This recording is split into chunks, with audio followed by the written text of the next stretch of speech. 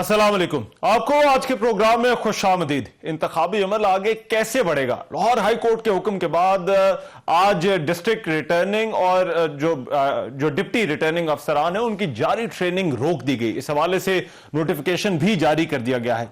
Lahore high court ने bureaucrats की returning अफसरान समेत दीगर इंतखाबी अमले के तौर पर तैनाती के इलेक्शन कमीशन के फैसले को गुज़िश्ता रोज मुअत्तल कर दिया था। अदालत ने यह हुक्म पीटीआई की जानिब से आइंदा आम इंतखाबात के लिए ब्यूरोक्रेट्स की बतौर आरोज तकर्रीरों के खिलाफ दायर दरखास्त पर समाअत के दौरान दिया था। जस्टिस अली बाकर नजफी ने रिमार्क्स ये कि हकायक की बुनियाद पर दरखास्त गुजारों की सियासी जमात के लिए बज़ाहिर लेवल प्लेइंग फील्ड की अदम मौजूदगी सबको नजर आ रही है और मुतअद्दिद गैर जानिबदार ग्रुप्स ने भी इस संजीदगी को नोट किया है। आला सियासी क़यादत जेल में बंद है या रूपोश है। इस सूरत हाल में दरखास्त गुजार की सियासी जमात की इंतखाबी मुहिम पर बड़ा सवालिया निशान है।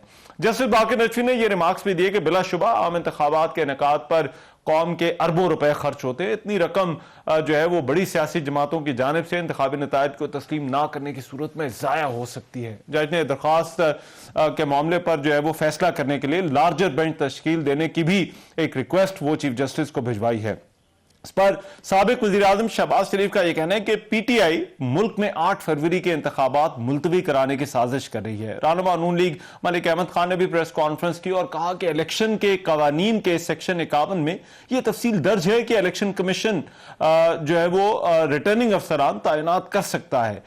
ईसीपी अदलिया एग्जेक्टिव के लिए अफसरान को भी तैनात कर सकता है। बलूचिस्तान अवामी पार्टी के सरबराह खालिद मक्सी ने भी कहा है कि इंतखाबी शेड्यूल जारी होने से एक रोज पहले हाई कोर्ट का फैसला हैरान कुन है। पोलिंग के अमले का नोटिफिकेशन मुअत्तल करने से इंतखाबात इल्तवा का शिकार हो सकते हैं। पीपल्स पार्टी के तर्जुमान फैसल करीम कुंडी ने कहा कि इलेक्शन मुलतवी होने का बहाना नहीं देखना चाहते। इलेक्शन क्या उसमें कोई रुकावट है? इस सारे अमल में जो है वो इस पर जो निगरान हुकूमत है वो क्या सोच रही है? किस तरह से इस सारे अमल को आगे बढ़ाएगी? रुकावटें कैसे दूर होंगी? इस पर बात करने के लिए प्रोग्राम के इसे निगरान वजीर इत्तलात जनाब मुर्तजा सोलंकी साहब मेरे साथ इस वक्त मौजूद हैं स्टूडियो में। बहुत शुक्रिया सर आपके वक्त का। शुक्रिया। मुर्तजा सोलंकी साहब, सबसे पहले तो ये जो अदालती एक ऑर्डर आया है इसको निगरान हुकूमत किस तरह से देखती है? क्या रद्द-ए-अमल है आपका? देखिए, इस ऑर्डर को हमने नहीं देखना, इस ऑर्डर को देखना है इलेक्शन कमीशन ने और उन्होंने देखा है और जो इब्तदाई जो मालूमात है उसके मुताबिक तो ज़ाहिर है उनको खुशी नहीं हुई। हमें भी खुशी नहीं हुई क्योंकि बज़ाहिर ऐसा ही लगता है कि उसके नतीजे में जिस तरह से इलेक्शन कमीशन अपना शेड्यूल देने जा रही थी आज कल में उसमें ज़रा रखना पड़ा है।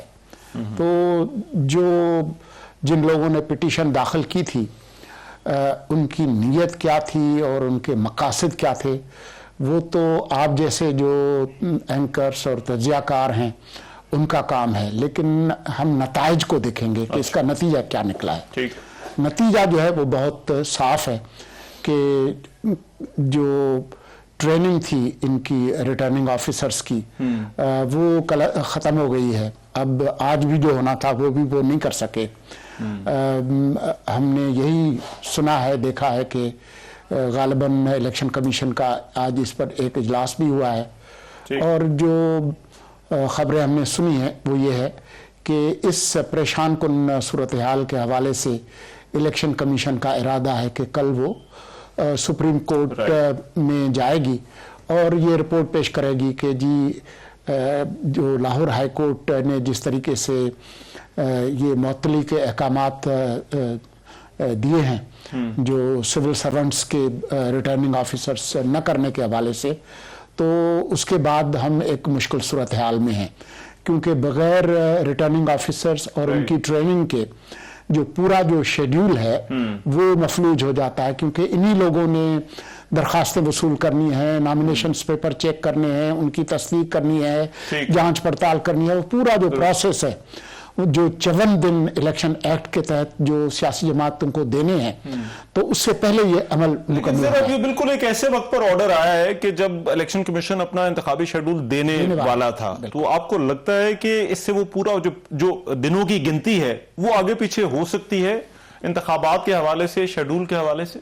देखिए, अगर फौरी तौर पर कल परसों तक अदालत उज़्मा इस पर कोई फैसला देकर इस उलझन और बेयकीनी की कैफियत को ख़त्म करती है, फिर तो शायद जो शेड्यूल है वो किसी न किसी तरह से उसको पूरा कर लेंगे।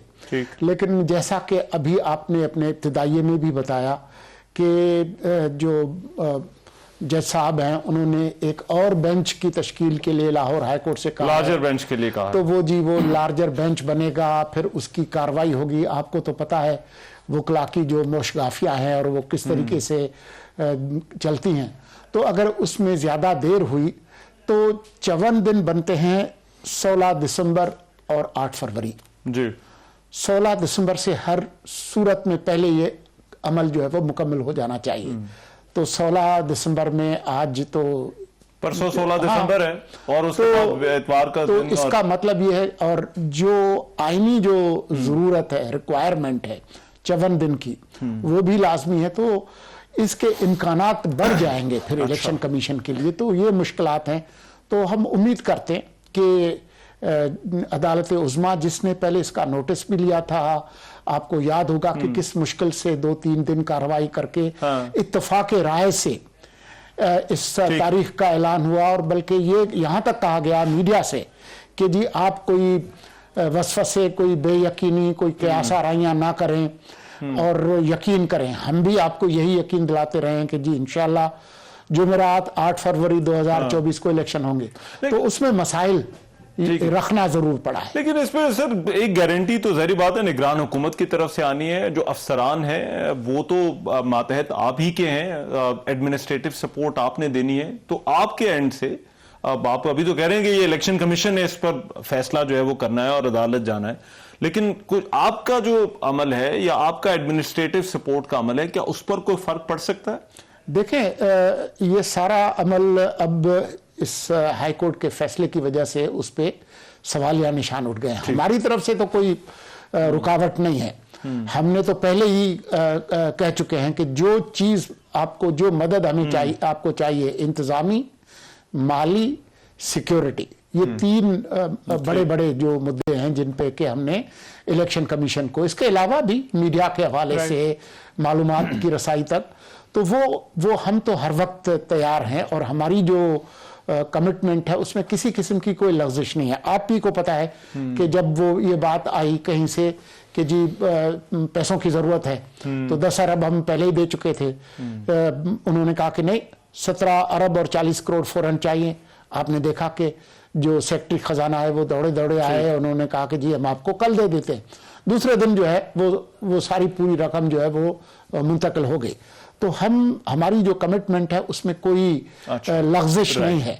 लेकिन अब क्योंकि अदालत ने एक रोका है और इलेक्शन कमीशन ने अपना जो ट्रेनिंग का अमल है वो मुअत्तल किया है, तो उसमें ये मामला जो है वो अब अदालत ने ही रिजॉल्व उसने यहाँ से निकाला है। सोलंकी साहब, लेकिन इसमें एक चीज फरमाइएगा, जो जज साहब हैं उनके ऑर्डर में एक ऑब्जर्वेशन आई। इससे पहले तो पॉलिटिकल पार्टीज ये कहती थी कि लेवल प्लेइंग फील्ड नहीं है, लेकिन जज साहब ने जो है वो ऑनरेबल जज हैं, उन्होंने रिमार्क्स में कहा कि लेवल प्लेइंग फील्ड ऐसा लगता है नहीं है।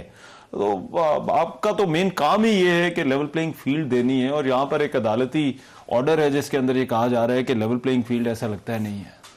देखिए, अदालती ऑर्डर में शायद ये नहीं है, ये ऑब्जर्वेशन है। ऑब्जर्वेशन जो है वो रिमार्क, और जज साहब के सामने ये मामला नहीं था कि मुल्क में लेवल प्लेइंग फील्ड है या नहीं है। मामला था कि जो सिविल सर्वेंट्स हैं उनको रिटर्निंग ऑफिसर न मुकर्रर किया जाए। पीछे जो इस्तदलाल होगा ये कि जी इनके होते हुए इंतखाबात जो है वो मुनसिफाना नहीं होंगे। लेकिन आप ज़रा थोड़ा सा पीछे जाएं कि इलेक्शन कमीशन इन्हीं हाई कोर्ट्स के पास भी गई थी और सुप्रीम कोर्ट के पास भी गई थी बंदियाल साहब के ज़माने में कि जी आप हमें जुडिशल ऑफिसर्स दें जो कि ये काम करें। तो उस वक्त अदालतों ने मना कर दिया था, लाहौर हाई कोर्ट ने भी मना कर दिया था, सुप्रीम कोर्ट ने भी कोई मदद नहीं की थी।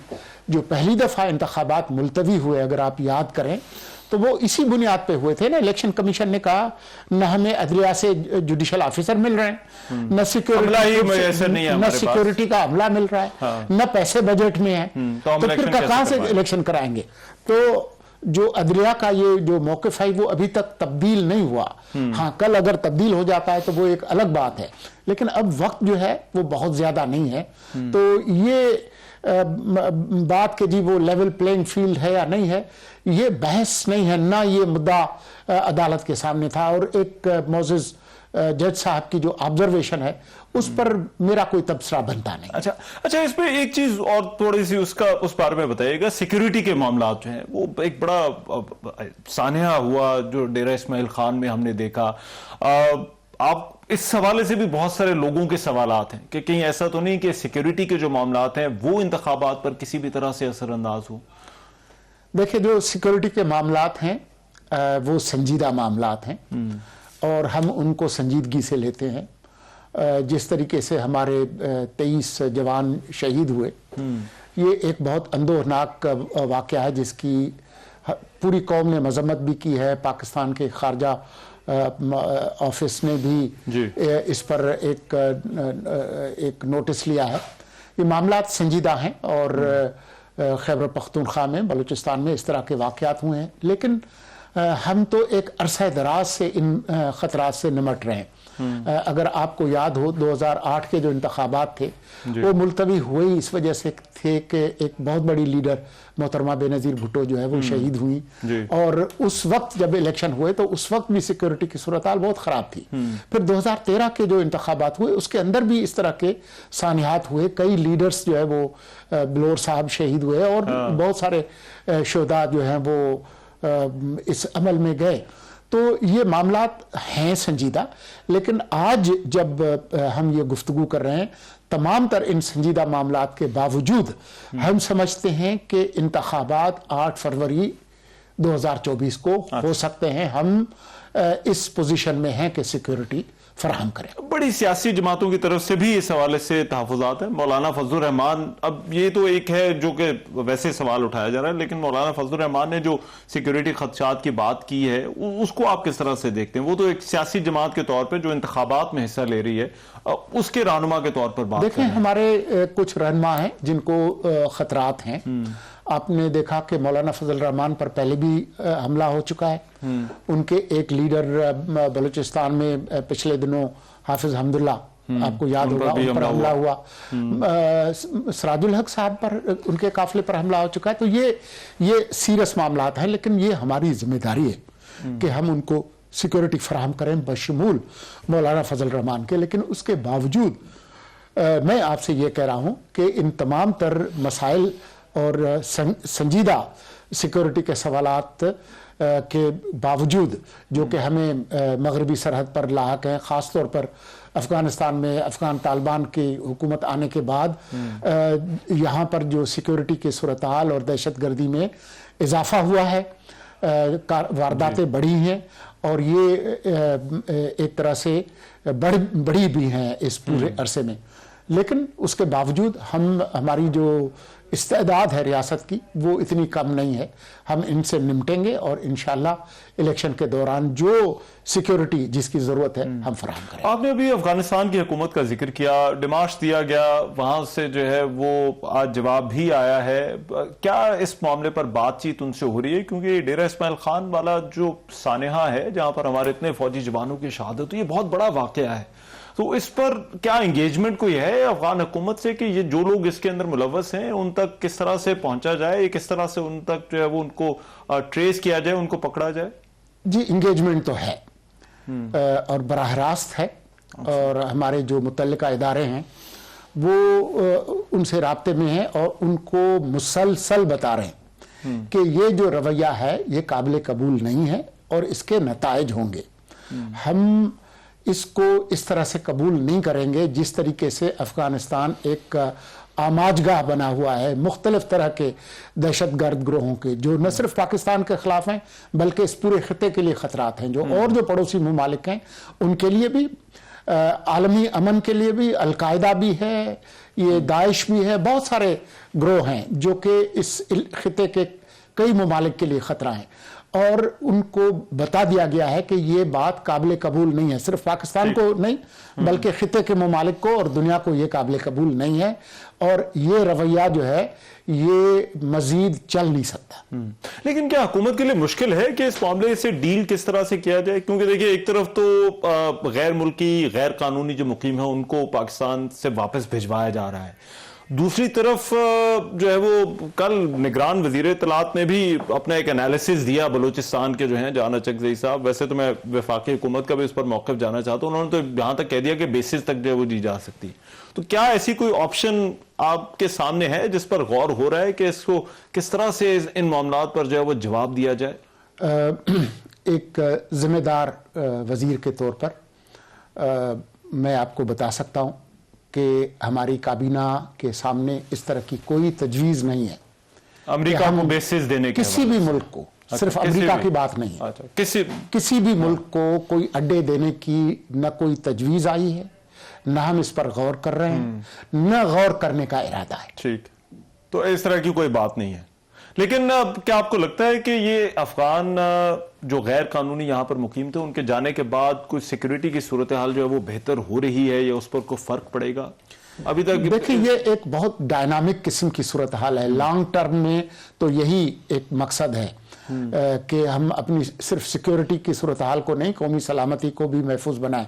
مطلب یہ نہیں ہو سکتا کہ یہاں پر غیر ملکی آئیں اور یہاں پر پاسپورٹ اور شناختی کارڈ اور لے کے جائیں اور دنیا میں مختلف طرح کی مجرمانہ کارروائیاں کریں، دہشت گردی کریں، اور پھر ان کے جیب سے یا ان کے سامان سے پاکستانی پاسپورٹ اور شناختی کارڈ نکلیں، یہ کسی طور پر بھی قابل قبول نہیں ہے۔ یہ ہماری قومی سلامتی کے لیے اچھا نہیں ہے۔ ماضی میں اس طرح کے واقعات ہوئے ہیں لوگوں ملک کے اندر بھی باہر بھی، تو اس پر ہم سنجیدگی سے کام کر رہے ہیں اور مجھے یقین ہے کہ ہم اپنی سلامتی کو مزید مستحکم کریں گے۔ مرتضی سولنگی صاحب بہت شکریہ آپ کے وقت کا۔ نگران وزیر اطلاع مرتضی سولنگی پروگرام میں بات کر رہے تھے۔ ابھی پروگرام میں ایک بریک شامل کرتے ہیں، واپس آتے ہیں، کچھ اور خبروں پر بات ہوگی۔ Welcome back. اسلام آباد ہائی کورٹ کے سابق جج شوکت عزیز صدیقی کی برطرفی کیس میں سابق فوجی افسران کو فریق بنانے کی درخواست دائر کر دی گئی۔ درخواست میں سابق army chief general Qamar Javed Bajwa, سابق D G I S I Faiz Hameed, brigadier retired Irfan Ramay, brigadier retired Faisal Marwat اور بریگیڈیئر ریٹائرڈ طاہر وفائی کو فریق بنانے کی صدا کی گئی ہے۔ اس کے علاوہ سابق چیف جسٹس اسلام آباد ہائی کورٹ انور قاسی اور سابق رجسٹرار سپریم کورٹ ارباب عارف کو بھی فریق بنانے کی درخواست کی گئی۔ اس سے پہلے سپریم کورٹ نے اسلام آباد ہائی کورٹ کے برطرف جج شوکت عزیز صدیقی کو کیس میں مزید فریقین بنانے کی اجازت دی تھی۔ دوران سماعت چیف جسٹس نے سوال کیا تھا کہ جس شخص پر الزام لگا رہے ہیں انہیں فریق کیوں نہیں بنایا۔ وکیل حامد خان نے بتایا کہ شخصیات ادارے کی نمائندگی کر رہی تھی، اس لیے فریق نہیں بنایا۔ فیض حمید کو بطور گواہ سپریم جوڈیشل کونسل میں بلانا تھا۔ اس موقع پر چیف جسٹس قاضی فائز عیسیٰ نے ریمارکس دیے کہ یا کسی پر الزام نہ لگائیں یا جن پر الزام لگا رہے ہیں انہیں فریق بنائیں، ادارے نہیں لوگ برے ہوتے ہیں۔ شوکت عزیز صدیقی بحالی کیس کی سماعت کے دوران چیف جسٹس قاضی فائز عیسیٰ نے بینچ کی تشکیل اور تبدیلی پر وضاحت بھی دی۔ جسٹس قاضی فائز عیسیٰ نے اس کیس میں بینچ کی تبدیلی پر بات کرتے ہوئے کہا کہ پریکٹس اینڈ پروسیجر قانون کی روشنی میں یہ بینچ تشکیل دیا گیا۔ پہلے اس بینچ میں کون کون سے ججز تھے؟ وکیل حامد خان نے جواب دیا کہ سابق چیف جسٹس عمر عطا بندیال کی سربراہی میں 5 رکنی بینچ نے کیس سنا تھا۔ بینچ میں جسٹس سردار طارق مسعود، جسٹس اعجاز الحسن، جسٹس مظہر عالم میاں اور جسٹس سجاد علی شاہ شامل تھے۔ چیف جسٹس نے کہا کہ جسٹس سردار طارق اور جسٹس اعجاز الحسن نے کہا کہ ہم اس بینچ میں نہیں بیٹھنا چاہتے، باقی ججز ریٹائرڈ ہو چکے ہیں، میں نے بینچ سے کسی کو نہیں ہٹایا۔ بینچوں کی تشکیل اتفاق رائے یا جمہوری انداز میں ہو رہی ہے۔ دوسری جانب آج سپریم جوڈیشل کونسل نے بھی جسٹس مظاہر نقوی سے متعلق سماعت اوپن کرنے کی اجازت دے دی ہے۔ ان معاملات پر بات کرنے کے لیے ہمارے نمائندہ ٹریبیون جناب حسنات ملک صاحب میرے ساتھ اسلام آباد اسٹوڈیوز میں موجود ہیں، ان سے ان معاملات پر بات کرتے ہیں۔ حسنات بہت شکریہ آپ کا۔ حسنات سب سے پہلے تو شوکت عزیز صدیقی جو کیس ہے اس حوالے سے ذرا بتائیے گا۔ آج انہوں نے نامزد کرنے کی بھی درخواست دی ہے جس میں سابق فوجی افسران بھی شامل ہیں، اس کی کیس کی مزید کارروائی کس طرح سے ہوگی؟ دیکھیں اس میں اب یہ آج درخواست جمع ہو گئی ہے، اب کل اس کو سپریم کورٹ ٹیک اپ کرے گی 5 رکنی بینچ اور وہ نوٹس کر دے گا رسپونڈنٹ کو۔ اب اس میں مزے کی بات ہے کہ فارمر آرمی چیف کا نام بھی ہے رسپونڈنٹ کے طور پہ۔ اب دیکھنا ہے کہ کیا سب کو نوٹس جائیں گے کیونکہ جسٹس قاضی فیصل نے یہ بڑا واضح کیا تھا کہ جن پہ بھی شوکت صدیقی صاحب کے نے الزامات لگائے ہیں لگانے ہیں اور پلیڈ کرنا ہے تو ان کو نوٹس دیا جائے گا، ادروائز وہ الزامات نہ لگائیں. تو پھر یہی شوکت صدیقی صاحب کے وکیل اور شوکت نے یہی ڈیسائیڈ کیا کہ جی ہم جو ہے وہ رسپونڈنٹ پارٹی بنائیں گے ان لوگوں کو. اب یہ جو ہے وہ کل نوٹس چلا جائے گا اور جواب مانگا جائے گا وکیل کے ذریعے میں بھی یہ لوگ جو ہے وہ پیش ہوں اور دیکھیں. اب اس پہ جواب جب آئے گا تو پھر دیکھنا ہے کہ کیا، کیونکہ سپریم کورٹ 184(3) انکوزیٹوریل پروسیڈنگ ہوتی ہے، اس میں بھی فیصلہ ہو سکتا ہے جس طرح پاناما میں ہو گیا تھا، یا یہ ہو کہ جی یہ فردر انکوائری کا معاملہ ہے، کسی کمیشن بنا دیا جائے اور جو ہے وہ باقاعدہ کراس ایگزامن ہو یہ وہ. تو اب دیکھنا ہے کہ کیا معاملہ جو ہے وہ اب جب ہیئرنگ جب اگلے سال ہوگی شروع جنوری میں، کیونکہ 2 ہفتے ابھی چھٹیاں ہوں گی، تو اس میں یہ دیکھنا ہے کہ اب کس طرح جو ہے معاملے کو لے کے جایا جائے گا. دوسری طرف سپریم جوڈیشل کونسل میں جو جسٹس مظاہر نقوی کی درخواست تھی، اب اوپن سماعت کا فیصلہ کیا گیا ہے. پہلے جس طرح سے کارروائی ہوتی ہے سپریم جوڈیشل کونسل کی اور سماعت اوپن کرنے کا جو فیصلہ ہوا، اس سے کارروائی پر کیا فرق پڑے گا؟ دیکھیں کارروائی تو بڑی اس میں شفافیت ٹرانسپیرنسی جو ہے وہ آئے گی، کیونکہ ورژن جو ہے وہ ہر کوئی اپنا پرسپیکٹو جاری کرتا ہے. اب یہ ایک اوپن کورٹ میں سب کچھ چلے گا اور یہ جسٹس مظاہر نے خود جو ہے وہ درخواست دی کہ اوپن ہونی چاہیے کارروائی، تو اوپن کر دیا گیا. اور اس کا فائدہ یہ ہوا کہ جب اوپن ڈیورنگ دا جو ان کیمرہ چل رہی تھی تو جسٹس مظاہر سے یہی سوال ہو رہا تھا کہ آپ نے 14 دن میں جواب جمع کرانا ہے، آپ نے جواب نہیں کرایا اور اس کی وجہ بتائیں. اور ایسا لگ رہا تھا کہ میں بھی کہیں ایسا کوئی آرڈر نہ پاس ہو جائے کہ جی یہ جواب جمع نہیں کرایا. لیکن جب وہ اوپن کورٹ میں کیا گیا اور جب ریکویسٹ کی گئی جسٹس مظاہر کے وکیل کی طرف سے، تو سپریم جوڈیشل کونسل نے اس میں مناسب یہی سمجھا کہ ان کو ٹائم دے دیا جائے کہ 1 جنوری تک جواب دے دیں. تو ان کو اپرچونٹی مل گئی ہے. اب کل ان کی کانسٹیٹیوشن پٹیشن بھی سپریم کورٹ میں فکس ہے، 3 ججز اس معاملے کو ٹیک اپ کریں گے. اس میں آپ دیکھیں کیا ان کو ریلیف ملتا ہے. لیکن اس میں مجھے بتائیے گا، ابھی ظاہری بات ہے ماحول جس طرح کا سپریم کورٹ کے اندر ٹینس ہے، ہم نے خطوط آتے ہوئے جو ہے وہ دیکھے ہیں، اوپن لیٹرز لکھے گئے ہیں. اب ایک طرف یہ سپریم جوڈیشل کونسل کی کارروائی ہے، دوسری طرف جو دوسری درخواست ہے جو بینچ جس کا آپ نے ذکر کیا وہ بھی سن رہا ہے. اب اس پر کارروائی کیا پہلے جو ہے وہ بینچ کی کارروائی جو ہے وہ مکمل ہوگی اور پھر سپریم جوڈیشل کونسل کی کارروائی جو ہے وہ چلے گی، یا پھر سپریم جوڈیشل کونسل کی کارروائی اور یہ درخواستیں جو ہیں جو بینچ کے سامنے ہیں یہ دونوں چلتی رہیں گی؟ دیکھیں سٹے نہیں ہوا.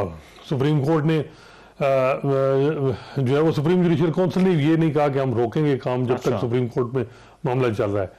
سپریم کورٹ بھی میرا نہیں خیال کہ سپریم جوڈیشل کونسل کی پروسیڈنگ کو سٹے دے گی. یہی ہوگا کہ 12 تاریخ تک کیس ایڈجرن ہے، سپریم کورٹ میں معاملہ کل ٹیک اپ ہو رہا ہے، میں بھی 12 سے پہلے ہی کو فیصلہ ہو جائے. لیکن اس کے بعد انٹرا کورٹ اپیل بھی فائل ہونی ہے جو نیا قانون ہے اس کے تحت، اور وہ پھر 14 دن کے اندر فکس ہونی ہے. تو یہ وہ ساری چیزیں ہیں. لیکن یہ بھی ساتھ جو جس طریقے سے کہا گیا کہ شوکاز کے جواب کے ساتھ جو وٹنسز ان کی لسٹ بھی ساتھ ہی پرووائڈ کر دی جائے دونوں سائیڈ کی طرف سے. تو یہ اب کیلکولیشن یہی ہے کہ اس کو معاملے کو جلدی جو ہے وہ وائنڈ اپ کیا جائے، کیونکہ ایک ممبر جو ہیں جیسے سردار طارق انہوں نے مارچ میں ریٹائر ہو جانا ہے اور جسٹس قاضی فیصل نے پھر نومبر میں ان کی ریٹائرمنٹ ہے اگلے سال. تو وکیل جو لیگل ٹیم ہے جیسے مظاہر کی، ان کی اسٹریٹجی تو یہی ہے کہ موجودہ حالات موجودہ ٹائم کو تھوڑا گزارا جائے اور جو ہے وہ جتنا 1 سال نکالا جائے، لیکن چانسز نہیں ہے کہ اتنا ٹائم نکلے گا. جو بڑا ڈس ایڈوانٹیج جیسے مظاہر کو وہ یہ ہے کہ جو وکلاء کی ساری تنظیمیں ہیں وہ ان کے خلاف کھڑی ہیں کمپلیننٹ سائڈ پہ، اور ایک گجرا والا ڈسٹرکٹ بار جو ہے وہ ان کے ساتھ ان کے حق میں پٹیشن فائل کی ہے. تو یہ جو ہے وہ بظاہر یہ ہے کہ جو اوپن ہیئرنگ ہوئی ہے اس میں جو ہے کہ یہ ہے کہ جو ہم دیکھ رہے ہیں کہ پی ٹی آئی کے وکلاء، پی ٹی آئی کا جو پرو پی ٹی آئی کے کچھ ہیں لوگ جرنلسٹ یوٹیوب وغیرہ جو سوشل میڈیا پہ وہ اپنا پریشر بنائیں، تو وہ اس حد تک وہ کسی حد تک کامیاب ہو جائیں گے جب اوپن ہیئرنگ ہوگی. رائٹ، بہت شکریہ. حسنات ملک ہمارے ساتھ موجود تھے، کر رہے تھے سپریم کورٹ کے معاملات پر. ابھی ایک بریک شامل کرتے ہیں، واپس آتے ہیں، کچھ اور خبروں پر بات ہوگی.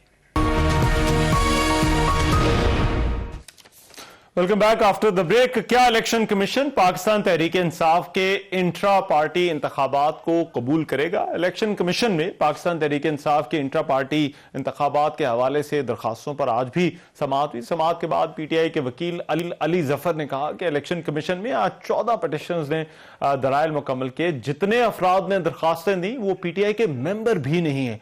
कोई मुखालिफ उम्मीदवार ना हो तो वोटिंग की जरूरत नहीं होती। उनका यह कहना था कि हमारे दलाइल शुरू हुए थे लेकिन इलेक्शन कमीशन के पास वक्त कम था। इस मौके पर chairman PTI barrister Gohar Ali Khan ने भी कहा कि जितनी भी दरखास्तें आई हैं वो सब प्लांटेड लोग थे। इलेक्शन कमीशन में जितनी दरखास्तें आई उनकी लिखाई एक जैसी है। दीगर सियासी जमातों से बेहतर इंट्रा पार्टी इंतखाबात करवाए और हमें लेवल प्लेइंग फील्ड नहीं दी जा रही। हमारे लिए कोई लेवल प्लेइंग फील्ड नहीं, और हमने कभी उसको जो केयर टेकर है, हम समझते हैं कि केयर टेकर सेटअप गुज़श्ता हुकूमत की एक एक्सटेंशन है। देखिए आज भी इलेक्शन कमीशन के पास टाइम है, आज ही नए नोटिफिकेशन कर दे और जुडिशरी से लगा दे ताकि मैटर ख़त्म हो जाए। क्या इलेक्शन कमीशन पाकिस्तान तहरीक इंसाफ के इंट्रा पार्टी इलेक्शन को कबूल करेगा? ये एक आम सवाल है। इससे पहले जो है वो इलेक्शन कमीशन भी नोटिस जारी कर चुका है पाकिस्तान तहरीक इंसाफ के इंट्रा पार्टी इंतखाबात के हवाले से, और चीफ इलेक्शन कमिश्नर ने यह भी कहा, जो सिकंदर सुल्तान राजा हैं, उन्होंने कहा कि पीटीआई इंट्रा पार्टी इलेक्शन हमारी नजर में दुरुस्त नहीं है। इलेक्शन कमीशन इससे पहले भी इंट्रा पार्टी इंतखाबात के मामले को देख चुका है और पाकिस्तान तहरीक इंसाफ को 20 दिन का वक्त दिया था, और ये इंतखाबात अब इलेक्शन कमीशन को काबिल कबूल होंगे या नहीं, इस पर बात करने के लिए नियाजुल्लाह नियाजी साहब मेरे साथ मौजूद हैं, जो जिन्होंने पाकिस्तान तहरीक इंसाफ के इंट्रा पार्टी इंतखाबात भी करवाए हैं, सीनियर रहनुमा है। नियाजुल्लाह नियाजी साहब बहुत शुक्रिया आपके वक्त का। नियाजुल्लाह नियाजी साहब, आज भी आप इलेक्शन कमीशन गए।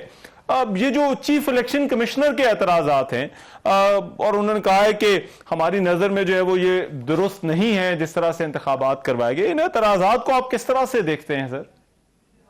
देखो जी, बिस्मिल्लाहिर्रहमानिर्रहीम। देखें कि मेरा ख्याल है कि पहला इलेक्शन कराया हमने 8 जून 2022 में इंटर पार्टी इलेक्शन कराया जी। उस इलेक्शन पे एतराजात हुए, उसको चलाते हुए इन्होंने समाअत की। सितंबर में जजमेंट रिजर्व हो गई और वो जजमेंट आई तकरीबन 2 महीने बाद 23 नवंबर 23 को, और 23 नवंबर 23 को इन्होंने टोटल हमें 20 डेज दिए कि आप अपने दोबारा इंट्रा पार्टी इलेक्शन करवाएं, जबकि 8 फरवरी जनरल इलेक्शन है, उसका भी आना है और लोगों हर पार्टी ने उस प्रोसेस में भी जाना है।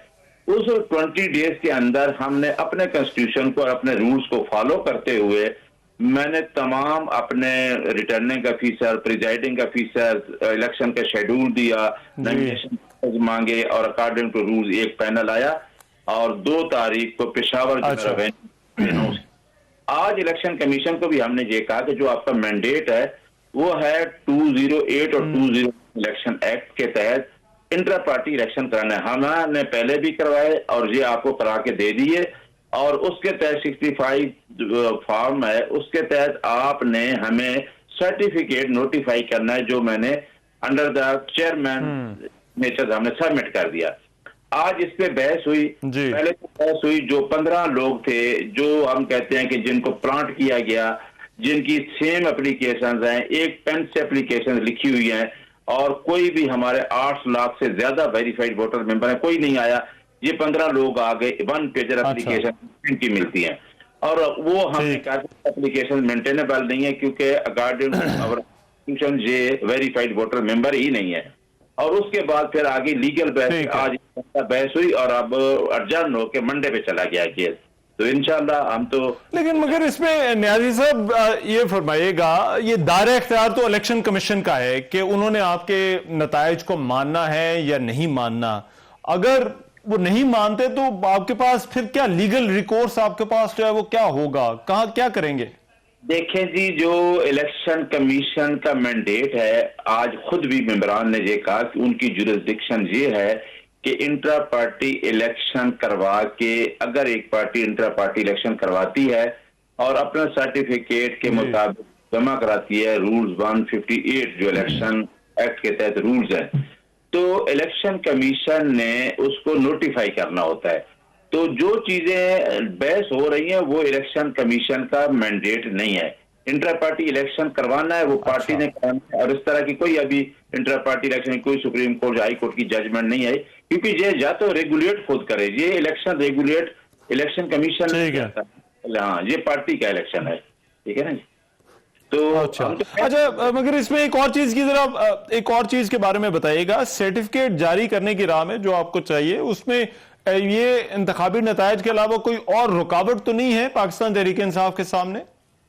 नहीं, और कोई रुकावट ही नहीं है हमारे सामने। हमने अपने प्रोसीजर को फॉलो करते हुए इलेक्शन करवा दिए हैं। हमारे सामने उन्होंने जो क्वेरीज लगाई, जो उन्होंने कहा कि जी आपने शायद कुछ जो आईडी कार्ड थे कैंडिडेट्स के वो वेरीफाई किए हैं, लेकिन ब्लड है, वो सारी चीजें क्वेरीज भी हमने दे दी हैं।